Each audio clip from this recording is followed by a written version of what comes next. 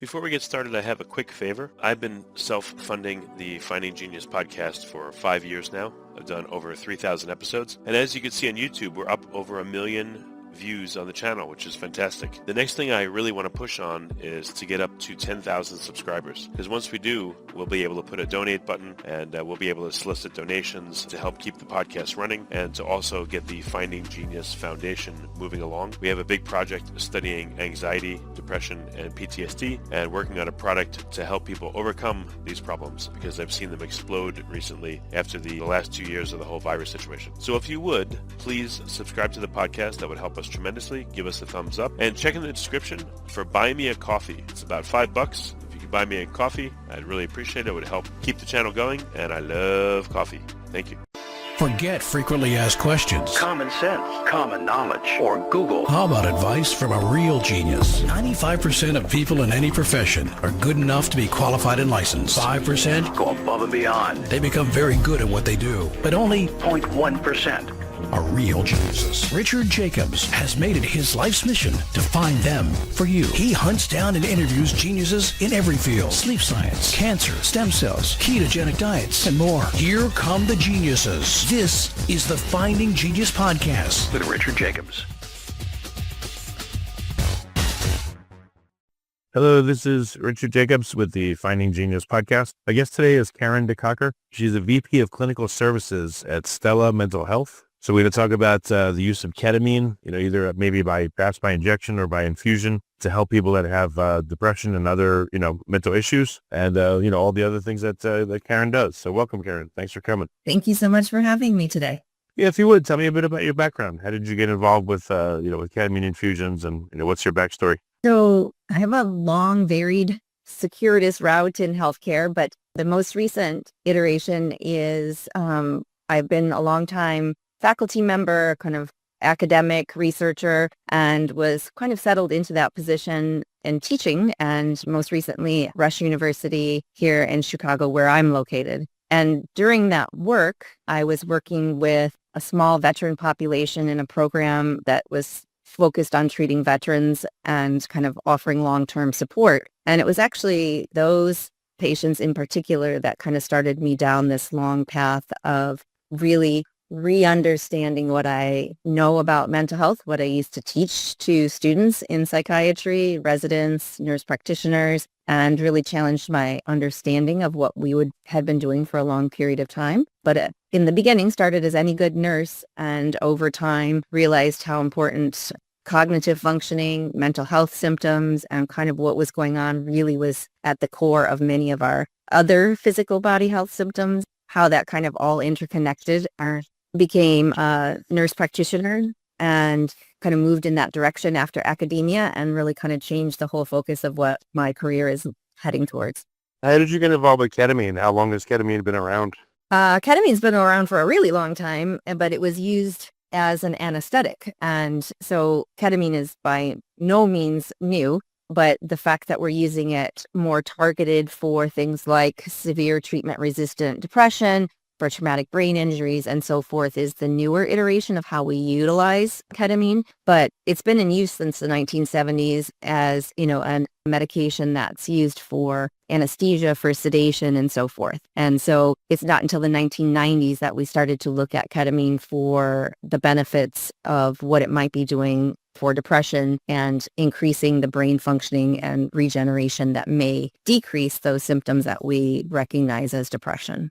So when there's someone offered a ketamine protocol, and how does the whole process work? What qualifies them for it? So there's medical indications that would disqualify somebody, but it's not quite as exclusive as you might think because, again, we've used ketamine in much heavier doses for sedation very safely, for many, many, many years. It's one of the top choices for an anesthetic agent because of its low side effect profile and, kind of a multitude of other reasons. But we do a basic health screening, obviously, to make sure there's no cardiac issues or, other underlying conditions that may make them not so ketamine friendly or that not being their top choice or treatment for their treatment-resistant depression. But in the past, we've really reserved it for patients that we say are treatment resistant, meaning that they've tried several medications and those medications have not been as effective as we had hoped, or the patients aren't able to tolerate the side effects and,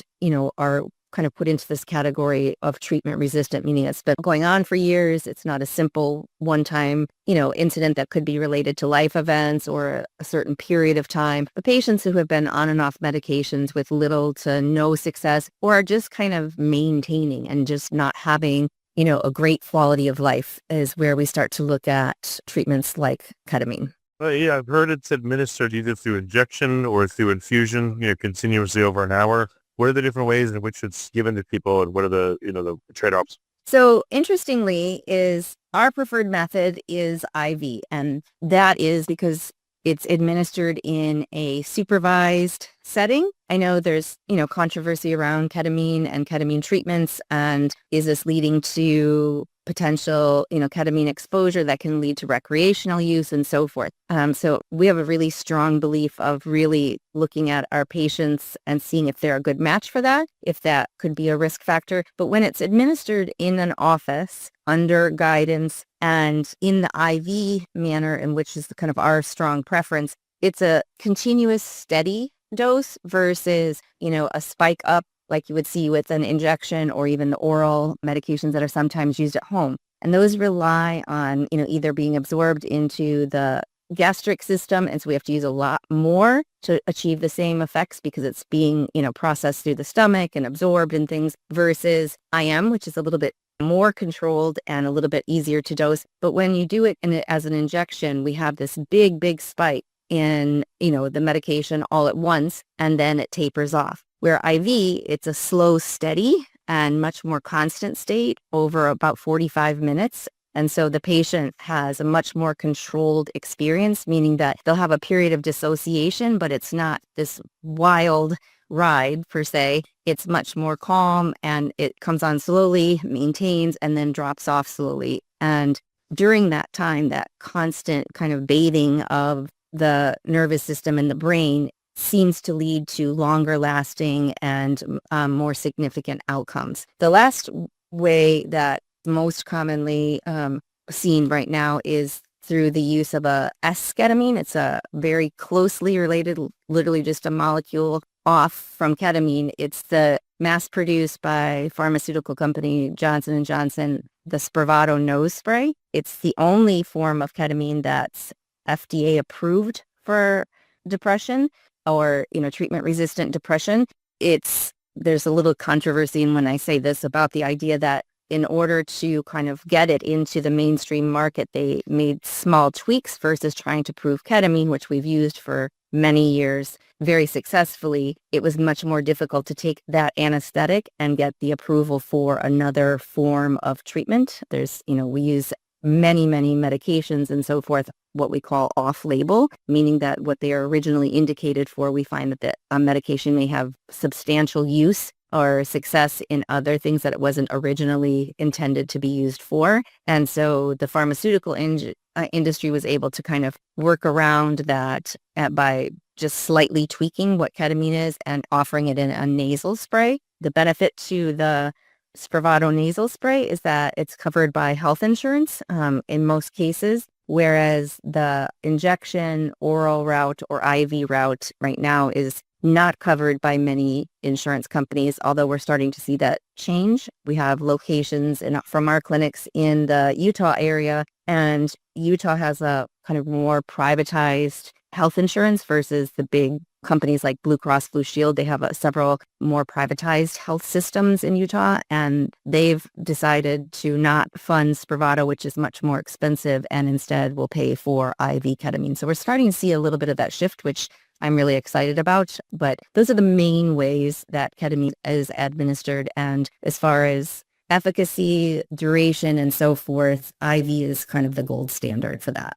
So what are some of the results that, we don't time to a particular patient, but, what are some of the feedback you've got from people that have gone through ketamine? What do they feel right after the infusion and maybe like a day or two later? So ketamine is really unique in the idea that as an antidepressant, it's the only option that we have that is immediate acting, meaning that in just one single IV infusion, we can dramatically decrease a severe episode and a patient who may be experiencing suicidality, maybe even with suicidal intention. We're starting to see ketamine being used sometimes in inpatient setting, which is really new, meaning that if a patient comes in acutely suicidal, one of their first treatments may be an infusion of IV ketamine to help dramatically decrease those really severe symptoms really, really quickly. And whereas the typical antidepressant, as many people know, can take weeks, 4 to 6 weeks to be fully effective. And in ketamine, we can see if somebody is going to respond positively to ketamine right away. We don't have to wait weeks to see if it's going to work. And the idea is that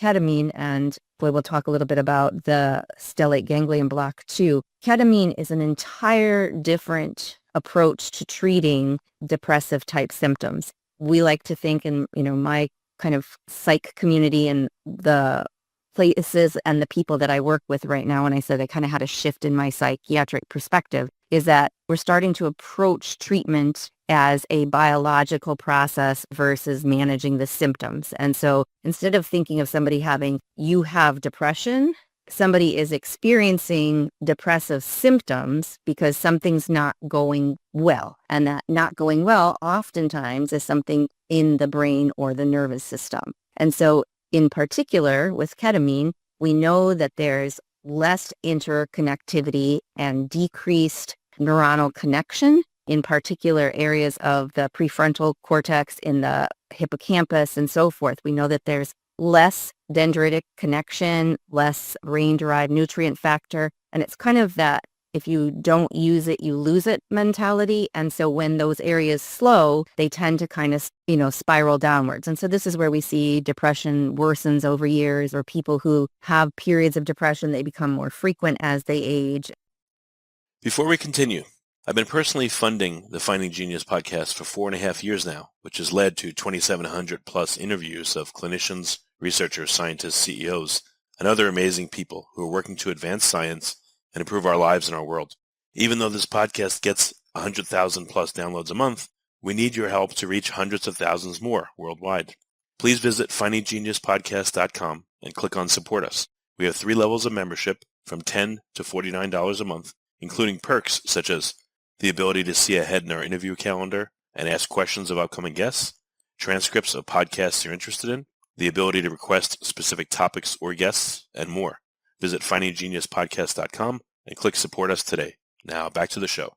Why does this happen? Why is this degradation? The degradation actually can come from injury. It can come from illness. It can come from actual traumatic event because of the other different types of chemicals that are released within the brain. And, there's only so much reception that the brain can absorb, like the different, cells and so forth can absorb. And so when we're competing with adrenaline and norepinephrine and so forth, areas get cheated, if that makes sense. I try to keep it as in simplified language, is that if our brain is a sponge, let's say, it can only absorb so much. And so if we're flooding it with the inappropriate chemicals, or if we have things, like an injury in the brain, where there's a lack of blood flow or there's actual cell death because of, a stroke or, a true, blunt injury or, concussive type injury, is that the area becomes less effective. And so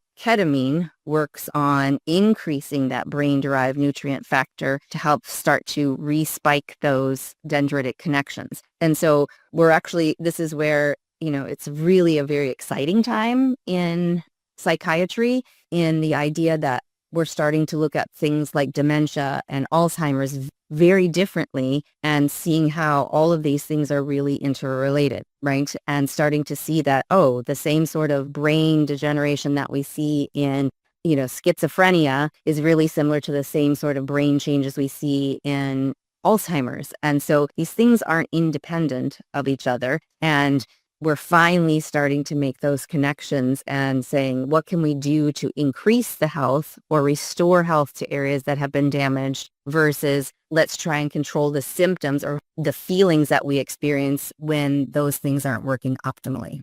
So is this so is depression degenerative, or can ketamine, can it cure depression? Can it just slow? What does it do over long periods of time? And so there is degenerative pieces of it. And so on brain scan, we can see that areas of the brain, like the hippocampus in particular, become less active over time in people with depression. For me to say that there's this particular cause, and this is the unfortunate thing that we don't really understand at all, but we're really starting to treat what we once labeled mental health, or mental illness. We're starting to say, are these things that somebody has experienced, the anxiety or the depression, that people are experiencing, those types of symptoms that we label, is there something underlying that's going on? And we have known for a long time that the certain areas of the brain become underactive in people who experience certain types of symptoms. And so are we curing depression, or is depression a signal to us that says, hey,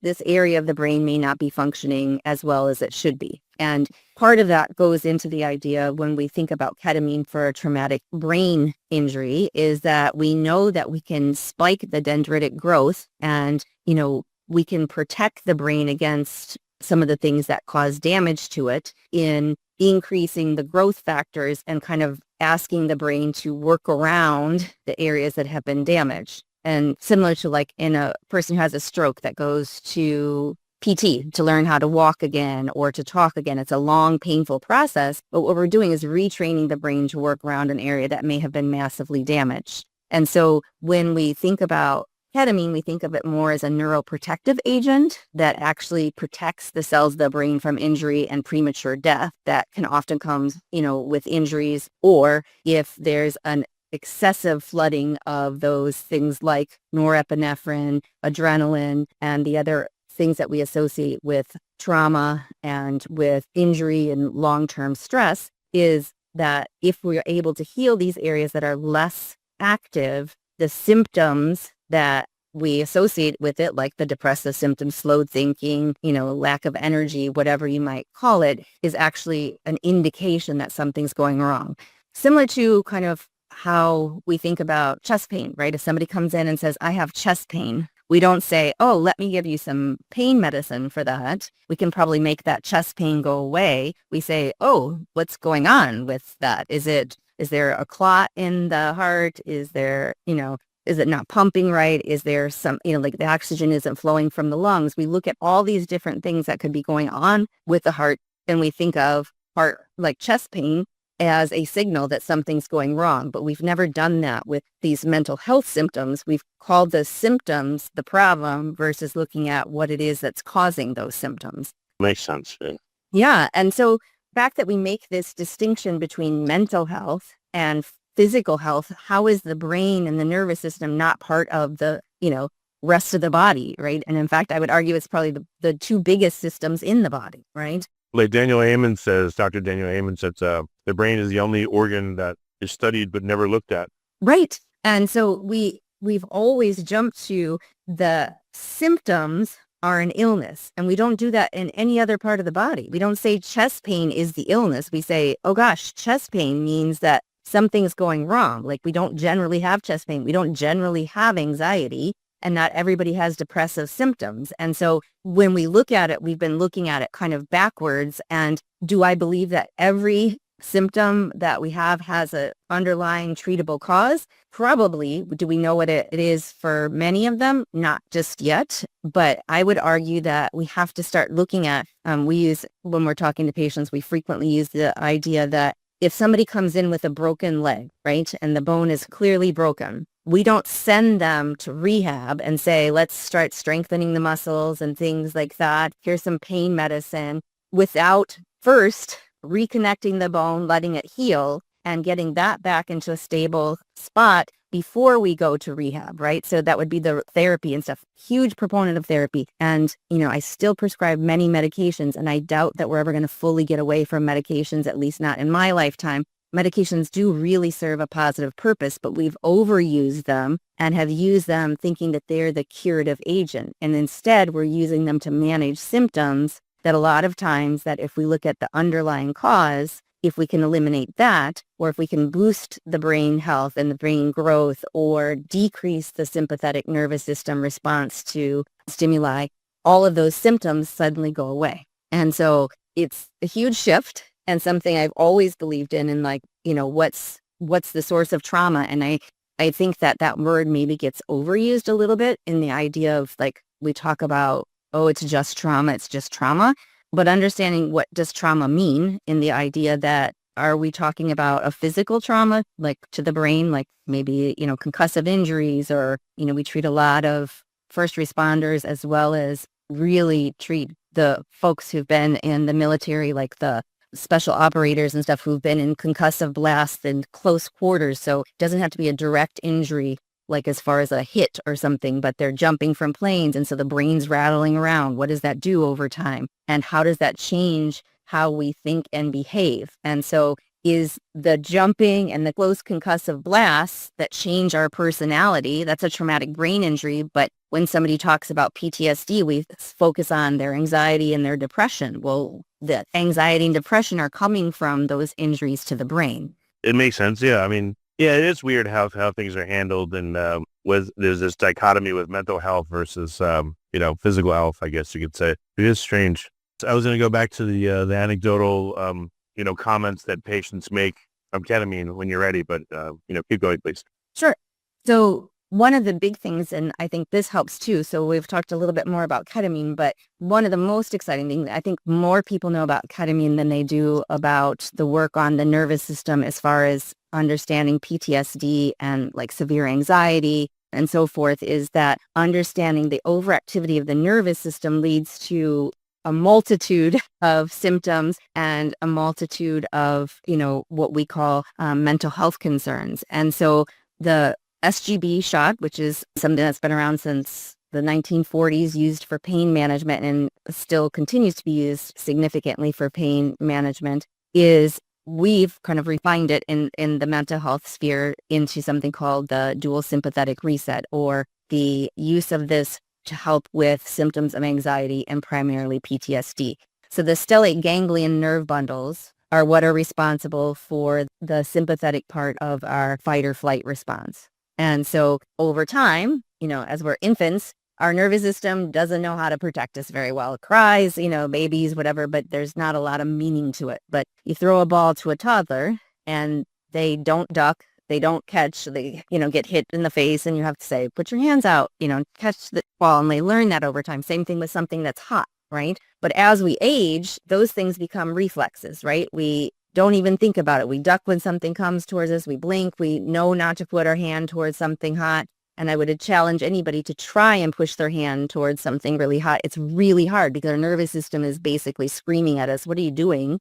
And it physically feels uncomfortable to do those things. But those were learned behaviors, that we weren't born innately to know not to touch something hot or to duck when something comes towards us. So our nervous system is constantly picking up information and is constantly taking in that what it's learning. And when people are exposed over and over to, daily small exposures to traumatic events, and trauma doesn't have to be life disturbance, but just like the hardship and like what's going on, the uncertainty, having to pay attention to look out for these things. We teach our nervous system every single day to watch for things. And we practice skills. Why does a baseball player have the ability to catch something that somebody else doesn't? Because we practice, and our nervous system learns all that information. And what about hypervigilance would be the bad side of this, that's where I was leading to, is that when we ask the nervous system to do all this repetitively, and we're in environments that constantly keep us aware,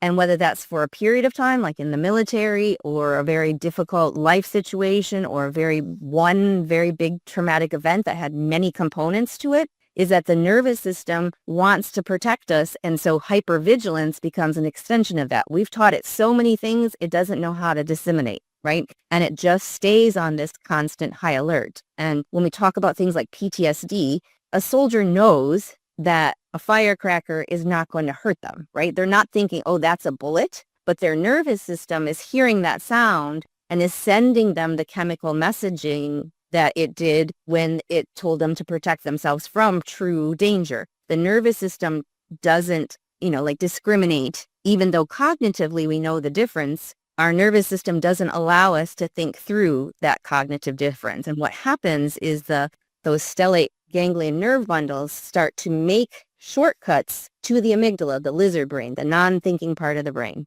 right? The pure action.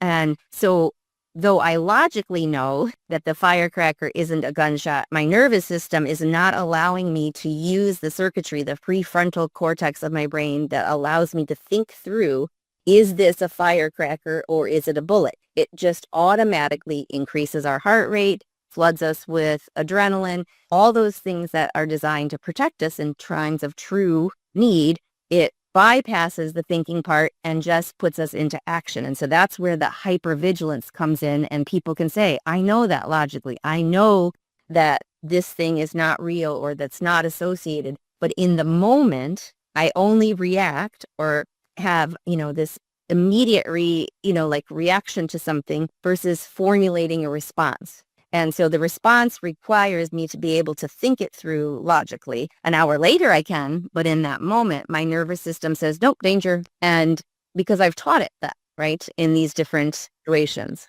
And so over anxiety and panic and things like that oftentimes are a symptom of a dysregulated nervous system. I can't sleep. I can't stop these intrusive thoughts that are coming in. I can't help myself from being on hypervigilant alert all the time, because my nervous system was trained very well. It's really trying to protect us. Have you spoken to people to see how, do people even remember how anxiety first manifests in them, or how now depression first manifests? Does anyone have memory of how these things start? So sometimes people are like, I have no idea when this came about, but there are many people who can say, yep, around third grade, I noticed that I was, much more fearful than my siblings, or I can tell you the first time I felt like panic, or the first time I noticed that things were different for me, or they will have a kind of signaling event, I'll call it, where this thing happened to me. And ever since then, I've been much more, aware, fearful, whatever, or that's when my anxiety started, or that's when I stopped sleeping, or, many people can pinpoint that, but that doesn't mean everybody can. And oftentimes is in the more complex type trauma that we talk about, complex PTSD, it's a series of exposures. And we know that in early childhood, exposures are much more harmful, meaning it could be like lack of food security, somebody who's living in a household where they can tell the difference on how their dad sets the keys down on the table and walks into the house on whether this is going to be a good night or a bad night. Yeah, I've heard that. They start to differentiate all these small things, and those are survival skills, or those are your nervous system picking up on little minute details to help keep you safe. And so I honestly, many people who it's interesting when people go into first responders or become really elite military members, it's because they've been practicing these things since childhood. They can pick up the smallest, slightest detail because they've been doing it for so many years. Many people that we treat who they think they're coming in for their wartime trauma or after this traumatic, physical attack or accident or something. Not everybody who has a really bad car accident or somebody who's assaulted, not everybody develops chronic PTSD or, severe panic, anxiety type symptoms. The people who do almost always have earlier traumas, like in their childhood or early on, that it's basically like a tipping point for them. So why is it that one soldier is much more affected by PTSD than another? Look at their earlier backgrounds and see, were they more susceptible and already had this really high load of information in their nervous system that this just kind of tipped them into the overexcited category. So again, when people come in, well, for people listening, how do they know that they might be a candidate for ketamine infusions? They have to go to their doctor, obviously, but some signs they may point them to figure this out. Right. So we have basically two primary treatments. The ketamine infusion, people who have really unrelenting, significant depression that's not responded to 2 or 3 medications. I always say to people at this point, because we have other treatment options, do not try the 4th or the 5th med, or don't be adding a 3rd medication into your regimen before you start to look at what are other treatment modalities that are very, very different. And so ketamine used to be a last ditch for treatment of depression. Ketamine should be in that second line, third line, as opposed to line number 10 for depressive type symptoms, or people who are having such severe depression that they're, kind of living in this, intrusive thoughts of suicidality. It doesn't mean they have to be actively suicidal, but if those thoughts are ever kind of present, we call it chronic suicidality, that should be a big, big indicator to look into ketamine as a potential treatment. Where the flip side is the people who are what we call into the PTSD, hyperanxiety, hyperactivated would be the people that I would want to approach first with, can we do a simple nerve block that will stop that overactivity and reset the nervous system to baseline so that you can start having responses and, formulate your, reactions based on true information versus living in this hyper activated state where your, limbic system, your non-thinking part of your brain is controlling everything for you, because there's nothing that you can medicate that with. And so thinking of these things really early on. And so if a nerve block can stop that overactivation and start forcing the brain to use the normal circuitry of using the prefrontal cortex and the thinking part, you have a much better opportunity to not be overactivated, to not flip into panic, to be able to shut things down. We teach people breathing and we teach people, meditation and things, and they'll say they work. Well, what is ketamine?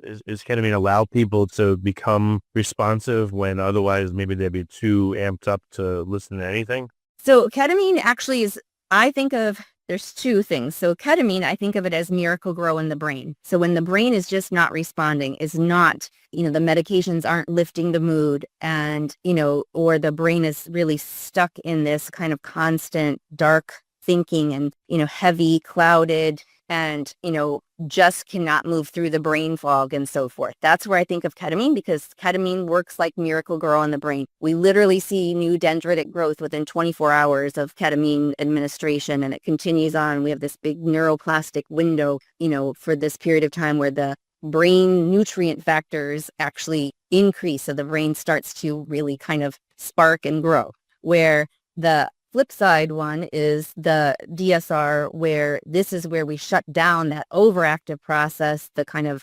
mechanical process of an overactive nervous system that's on, like constant hypervigilance. It's like pushing the gas pedal always. We can say, wait a second, let's anesthetize those nerve bundles and get it back into that regular repeated pattern so that we can slow the brain down if we're talking about the PTSD type symptoms of aggravation, irritation, frustration, no sleep, anxiety, hypervigilance, and all of that. So they're really very complementary. And those are kind of the two baselines that when I talk about getting things reset, those are the two huge components to the, basically two sides of the same coin. So again, anecdotally, what do people say when they come out of a treatment? Like, how are they affected, people you've seen? Yeah. So ketamine, we tend to think of that as the love, acceptance, the interconnectivity. And I don't mean that in a woo-woo sort of way. I mean, certainly you can think of it in that way, but people start to see where,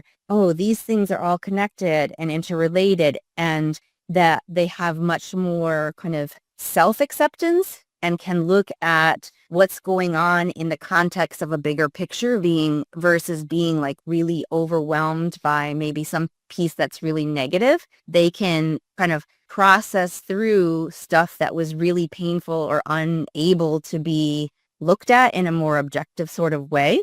And this is where kind of the expansion of the possibilities of how we think about things. And so that when we're making new connections, we're asking the brain to talk to itself or think about things in new ways. And if there's areas that are slowed down, we can actually bypass those or boost them up, kind of like I talked about with the hippocampus, is that all of these parts of our brain need to be functioning optimally to produce those chemicals we try and replace with things like antidepressants and so forth. And we don't do it very well. And so we're trying to get the brain to get really excited. And that's where people feel really at peace. They come out of there feeling much more loving, and that's loving towards themselves, accepting of situations versus feeling so bitter or feeling angry or unable to get past certain feelings it kind of gives them this new perspective. And it's not in a,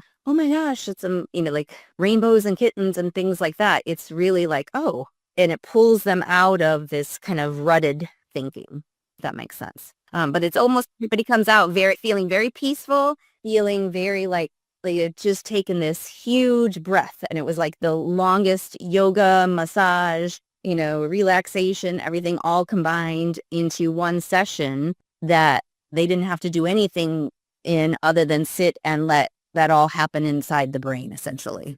That's great. How long does it last? And when people have to come back for additional infusions, like, is it forever? Is it a certain course? Yeah, so it really very much depends. And so the initial ketamine treatment tends to be bundled. And so whether that's the ketamine nasal spray, the IV, we do a more intensive, basically like, boost, a really big boost to kind of get things moving. And that typically is 6-8 sessions. With the nose spray, it's 8 sessions. With IV, we do 6, and it's over 3 weeks. And that's kind of just really is like a power boost, depending on, just like with medications. There's some people who maybe need to come every 2 months and have 1 or 2 sessions. With the nasal spray, it's a little bit less potent than IV. And, so you may be coming once a week for the nasal spray or once every 2 weeks. But oftentimes when people are feeling better, they can make other changes, like their sleep gets better. They feel more capable of exercising, make better choices, in foods, maybe are able to start going to therapy and making other changes that it could be that continuing on with treatment isn't necessary, right? And that depends very much from the person's situation. And a lot of that, can be biological, age, hormones, all these other things play parts. But there's some people that can get over the hump of that, and maybe don't need boosters. And there's other people who may need, occasionally we call it maintenance, but it's no different than the person who's taking medications for, 6 months to a year versus somebody who may be on them long term. But the idea is that we're actually helping the brain do what it needs to do versus just treating the symptoms so they don't feel so bad. Yeah, no, that's great. So how can people find out more about ketamine to see if they're eligible? I don't know if it has to be a referral from primary care. Like, how does this work for people that are curious to learn more? So many places don't require a referral from a primary care. Many times we get referrals from, therapists or from, somebody's psychiatrist, or yes, it could be primary care. But one of the things to always watch for when looking for ketamine is making sure that you're talking with mental health professionals. So in our location and our work is that every single patient, even if they have a good, strong history with a therapist or psychiatrist, each person should be meeting with a mental health care provider, a nurse practitioner, a psychiatrist, to make sure that they're a good fit. There's a lot of mental health conditions that can mimic depression, physical health things. So you don't want somebody that's just going to let you kind of walk in and say, I'd like to have ketamine. You want to make sure you're working with somebody who's reputable and is really going through what is your history, what have you tried, those sort of things, and making sure that they'll be there during your time of treatment, and then we'll be closely following you, after treatment, and make sure that, the treatment was successful for you, and if not, why, and what could we maybe do different. But most oftentimes you do not need to have a specific direct referral. As long as you're working with a reputable agency and meeting with a healthcare provider first, a mental health care provider first, to make sure that you're appropriate for treatment is what I would say is the thing to look for. Yeah, so I guess people can Google like ketamine infusion near me. They can call the clinics, ask about the protocol, and go from there. Yes. So I'm not sure this can be something that you can decide. I don't know. So my company is Stella, and we have locations throughout the country. So we offer treatment for, the DSR treatment that we've talked briefly about, ketamine, whether it's IV ketamine, nasal spray, TMS, and some of the other pieces that we've always thought of as last ditch, starting to think of them as maybe this is the thing that if we can get things settled, all the other stuff will become much easier and fall into place. And to stop thinking of the symptoms as the problem and saying, what are these symptoms coming from? The last question that came to mind, anyone that goes to get, multiple ketamine infusions, do they ever start to turn it into like, oh, I'm a drug addict and I need to get this in order to feel good, so I'm still bad, something's wrong with me? Like, does that ever happen? Do people feel bad about getting the ketamine? Oh, You address that, if so. Yeah, it's no different. Like people for the longest time, the stigma is around, I'm taking Prozac or I'm taking, an antidepressant. People didn't want to talk about that, right? And I think the more we learn and understand, like just COVID itself, right? We're treating people now with brain fog, with memory issues, with anxiety and panic that they never experienced before having COVID, right? So now we're starting to understand, a virus can cause inflammation in the nervous system that leads to brain fog, memory, panic, and things. So I think we're finally starting to see that this isn't a moral weakness or a moral failing. And so if ketamine can be used to help somebody fall asleep for surgery, why can we not use it when we know that it does other really positive things for the brain, right? And it's not a weakness to take insulin if your body's not producing it and you're diabetic. And so it's a medication to help your nervous system and your brain function optimally. The flip side of that, I thought when you were first going to ask me about, am I an addict because I'm coming in once every 2 weeks? No, an addict is using substances or, whatever. It's a behavior that's a coping mechanism that we do despite the fact that we know it's causing us harm. When we're using ketamine in a responsible way under the guidance of a physician, provider, we're using it for its therapeutic benefits. We're not using it for recreation or crossing into a use that becomes harmful, right? We're not at a rave snorting flies of Special K to fall into a K-hole. And, one of those things kind of like pain medications is that unfortunately we, overused them. People got, to over abusing them. But that does not mean that we never want to use pain medication when it's appropriate, right? And so it's very much the same thing. And so I think that stuff is getting better and better, that people are starting to recognize that mental health things aren't moral failings, and that, when we talk about mental health, we're really talking about brain or nervous system health. Mental is just talking about those systems, but it has that negative connotation. So if we say brain health, suddenly it has a whole different feeling to it, right? Because we don't have a negative connotation when we say, let's do things to optimize our cardiac health or our respiratory health. Like what can we do to optimize and, maintain the brain and the nervous functioning, as optimally as possible so that we don't have symptoms like depression and anxiety. Okay. Well, very good. So again, could you restate the name of the company and, what's the website so people can find you and get help if they need? So I'm Karen DeCocker, and I'm the VP of Clinical Services at Stella, Stella Mental Health. And our website is exactly that, stellamentalhealth.com. And we offer a wide variety of treatment options that are not just medication focused. We do offer small amounts of medication management, but we really specialize in innovative as well as interventional type treatments that hopefully get to the root cause of mental health symptoms. Well, very good, Karen. Thanks so much for coming on the podcast. I really appreciate it. Of course. Thank you for having me. If you like this podcast, please click the link in the description to subscribe and review us on iTunes. You've been listening to the Finding Genius podcast with Richard Jacobs.